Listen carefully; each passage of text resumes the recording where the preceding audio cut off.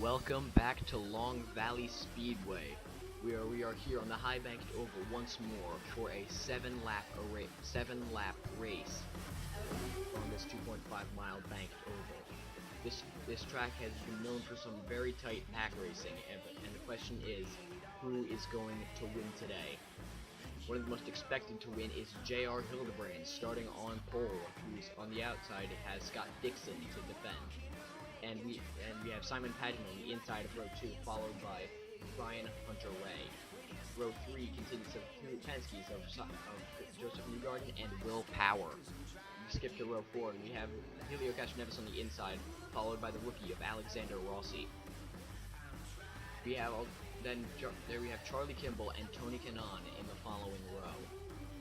Right behind them is Graham Rahal and James Hinchcliffe, who had a pretty bad qualifying run. Max Chilton, who has always had issues at this track, and Carlos Munoz. And in the final row, starting 15th, we have Marco Andretti, and 16th with Connor Daly making his first start here. This is going to be a wild race, 7-lap race here at Long Valley Speedway, and we still wonder who is going to win. And we are racing at Long Valley Speedway. J.R. Hildebrand gets a good run away from Scott Dixon as the pack continues to fan out. Castroneves just hit Rossi, and Simon Pagenaud goes to the inside of J.R. Hildebrand, and just Newgarden thinks about making it 3 wide. We have 3 wide battles all the way back. Alexander Rossi climbing up positions after making contact with the Newgarden to the inside, and he'll touch Pagenaud, and they're both in the wall. And Charlie Kimball's involved as well. What? Oh my gosh. What has happened here? Alright, we got a replay. You can see that Simon Pagenaud did not see Joseph Newgarden and turned straight into him. And that's just an awful. And with the dust settling, Charlie Kimball was not able to see it and ran right over the nose of Pagenaud and went right into the wall. What a nightmare. Rahal pits for damages sustained during the 3-car crash, and we skip to lap 4, and we are green once more. Can Scott Dixon get a run on J.R. Hildebrand? No! Alexander Rossi gets a run on Scott Dixon and gets him through turn 1. That was wild. And Max Chilton goes around the inside of the 2 Penske's of Helio Castroneves. We have 4 wide in the back. Connor Daly touches Carlos Munoz. He has to slow down onto the apron.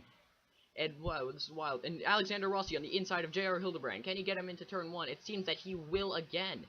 And Max Chilton just goes around the inside of them as well, and is now on the inside of J.R. Hildebrand, and will get him. This is wild. And with 1 lap to go, they are running for the white flag. Can Max Chilton get Alexander Rossi? Rossi dives to the inside to defend, and as they both go into turn 1 on the bottom lane, can they do it? This is wild. And we go on Max Chilton. Max Chilton breaks his front wing on Alexander Rossi. He cannot do it, and he hits the wall. But even with all that in mind, Alexander Rossi will win the race.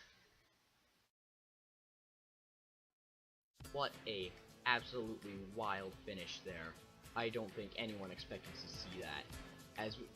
Even with that, J.R. Hildebrand had finished second with Helio Castroneves right on his outside the entire way, with Scott Dixon finishing third and Hunter Ray keeping his position of fourth.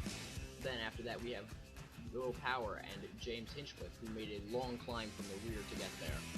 Then and right behind him we have Tony Kanaan and Connor Daly, who started last and made up many positions.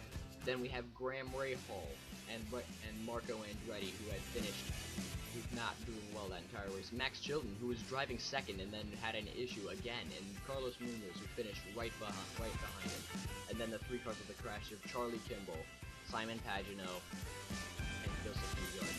An absolute awful finish for those 2. But I must say, thank you very much for watching this, and we will gladly